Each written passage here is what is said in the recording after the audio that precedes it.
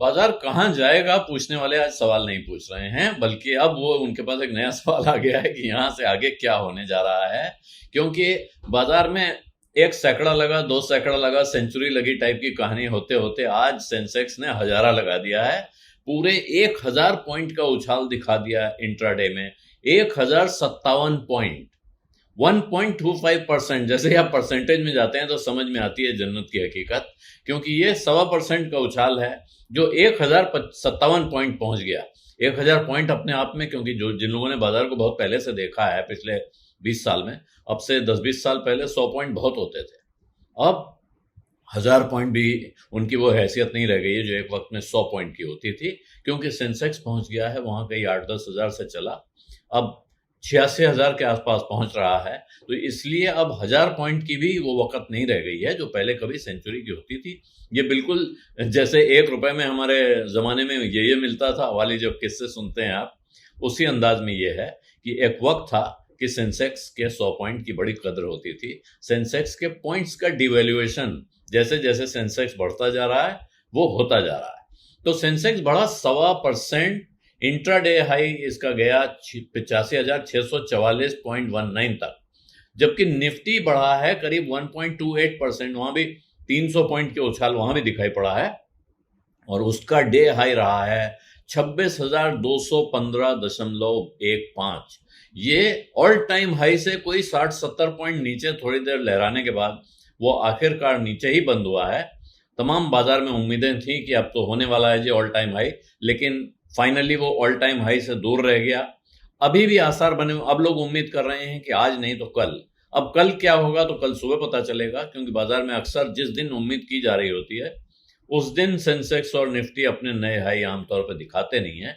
लेकिन फाइनली जो बंद हुआ है जहां बाजार, सेंसेक्स 1023 पॉइंट ऊपर बंद हुआ है, 1.21%, 85,609 पर। 85,610 कह सकते हैं आप, क्योंकि 85,609.51 है, और 0.5 के ऊपर जाने का मतलब है एक गिना जाएगा। दूसरी तरफ निफ्टी 50 की दुकान बंद हुई है 26,205.30 पर, 321 पॉइंट या 1.24% के जोरदार उछाल के साथ। और मजे की बात यह है कि ये गेन जो है बाजार का आज का बिल्कुल ही चौतरफा था। इसमें नहीं कह सकते ये बढ़ा वो नहीं बढ़ा, वो बढ़ा ये नहीं बढ़ा। जो बीएसई मिड कैप और स्मॉल कैप इंडेक्स हैं वहां भी 1.32% और 1.23% की बढ़त देखने को मिली है।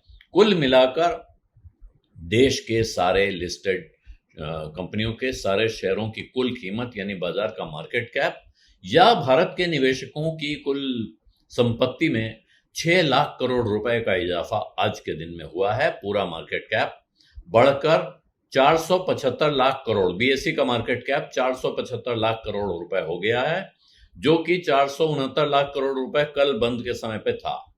तो ये, और बीएसई आप कहेंगे एनएसई क्यों नहीं बता रहे हैं, तो इसलिए नहीं बताते हैं एनएसई इस मामले में जब मार्केट कैप गिना जाता है कि एनएसई पर लिस्टेड ज्यादातर कंपनियां, करीब करीब सारी कंपनियां बीएसई पर भी लिस्टेड हैं, और बीएसई पर लिस्टेड कंपनियों की संख्या एनएसई पर लिस्टेड कंपनियों के मुकाबले बहुत ज्यादा है। सबसे ज्यादा कंपनियां बॉम्बे स्टॉक एक्सचेंज में ही लिस्टेड हैं। तो हुआ क्या है, जो जानकार लोग अब इस पे तरह तरह के सवाल उठ रहे हैं। अगर आप टीवी देखते हैं और वहां देख के आप बाजार में एक्शन करने की कोशिश करते हैं तो आपको पता होगा दो बड़े विद्वानों के बीच में आज डिबेट चल रही है। एक का कहना है कि साहब मैंने तो सुबह सुबह बता दिया था जम के खरीद लो, और जो मेरे दर्शक हैं उन्होंने आज लाखों रुपया पीट लिया बाजार में, उनकी जबरदस्त कमाई हुई। और दूसरे ने सुबह क्या कहा था मुझे नहीं पता, लेकिन दिन में वो बहुत निराश और नाराज दिखाई पड़ रहे थे एक्सपायरी के सिस्टम से। उनका कहना है कि इंडेक्स के फ्यूचर्स में कुछ खेल चल रहा है, हर रोज हर बार एक्सपायरी के दिन भारी शार्प मूव आता है, और अब तो जी छोटी मोटी बात नहीं है, सेबी को इसकी जांच करनी चाहिए।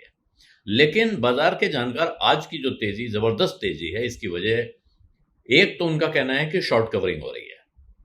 जिन लोगों को भी मंदी की जरा भी आशंका थी अब उनकी हिम्मत छूट रही है, और वो शॉर्ट कवरिंग इसलिए कर रहे हैं क्योंकि जो फंडामेंटल्स हैं बाजार के वो मजबूती दिखा रहे हैं और भविष्य में तेजी के लक्षण दिख रहे हैं।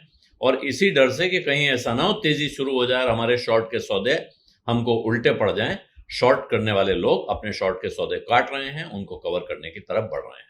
और इसीलिए अब बाजार एक नई ऊंचाई की तरफ, एक नए शिखर की तरफ बढ़ रहा है।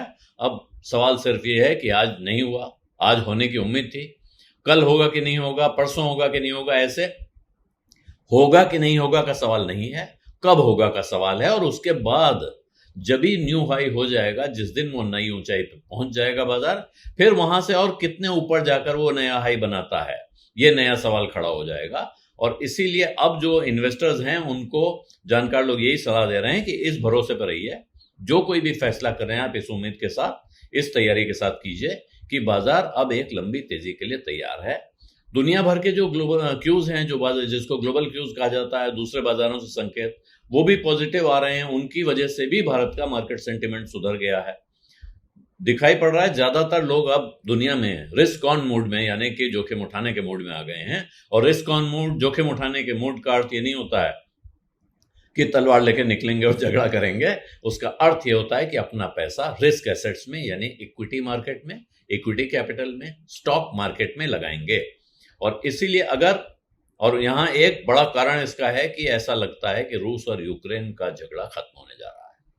रूस और यूक्रेन के झगड़े ने पिछले साल भर से ज्यादा समय से, काफी समय से दुनिया भर के बाजारों को परेशान कर रखा है। और अगर वो खत्म हो जाता है तो फिर जबरदस्त उससे उछाल आने के आसार या उम्मीद दिखाई पड़ती है। दूसरी तरफ दिसंबर में फेडरल रिजर्व रेट कट करेगा, इसके आसार भी बढ़ रहे हैं। और साथ में अमेरिकी राष्ट्रपति डोनाल्ड ट्रंप, जो दुनिया भर के बाजारों पे तलवार घुमा रहे हैं, वो भी हल्की पड़ने के आसार दिखते हैं। ऐसा लगता है कि डोनाल्ड ट्रंप का टैरिफ पर रवैया भी नरम होने जा रहा है। और यही वजह है, ये सिर्फ भारत की कहानी नहीं है।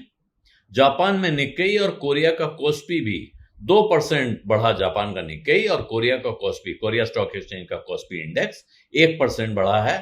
और इनमें जो जबरदस्त तेजी दिखाई पड़ी है, इन दोनों में 2-2% की तेजी दिखाई पड़ी है। जबकि बीती रात नैस्डैक और S&P 500 में 1% की तेजी। अमेरिका के बाजार तेज, ईस्ट एशिया के बाजार तेज, ये सारे जो संकेत सुबह सुबह आए उसने भारत के बाजारों को एक नई ऑक्सीजन दी।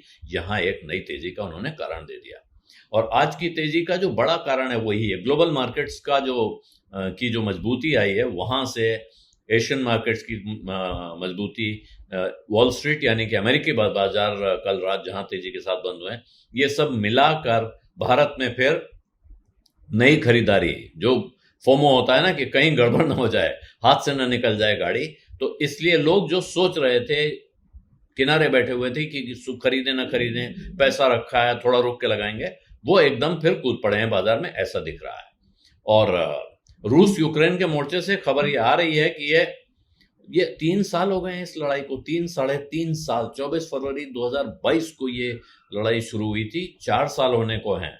तो अब ये लड़ाई खत्म होने के लक्षण दिख रहे हैं। और इसकी वजह से कच्चे तेल में, एग्री कमोडिटीज में, मेटल्स में और तमाम क्रिटिकल मटेरियल्स के बाजार पे भारी पॉजिटिव असर आ सकता है कि उन सब के दामों की, उनकी सप्लाई होगी, लोगों को मिल जाएंगे, उनके दाम गिर सकते हैं। और इसकी वजह से पूरी दुनिया में महंगाई कम होने के आसार दिखते हैं। इसलिए रूस और यूक्रेन की लड़ाई खत्म होना दुनिया भर के बाजारों के लिए एक शुभ संकेत के तौर पे देखा जा रहा है।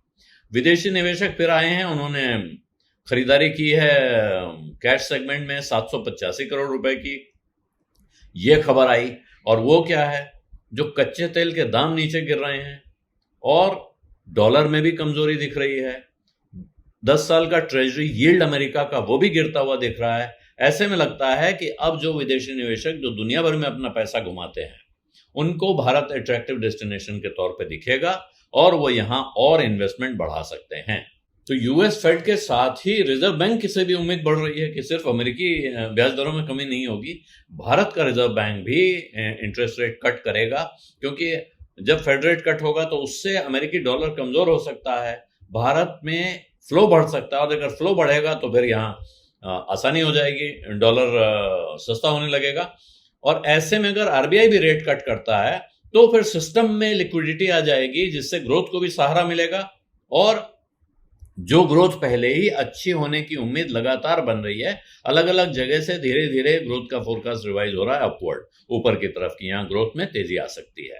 तो ये ये भी एक बड़ा ट्रिगर है भारत के बाजार के लिए आज का। और ऐसे में अब लग रहा है, ज्यादातर विद्वान ये कह रहे हैं कि निफ्टी जो है अब 2026 के अंत तक उसको 30,000 का लेवल, यहां से 4,000 पॉइंट का उछाल उसमें देखने को मिल रहा है। लोगों को ये उम्मीद बन रही है कि वो यहां से 12 महीने का टारगेट 29,500 से 30,000 के ऊपर तक का दिखा रहे हैं।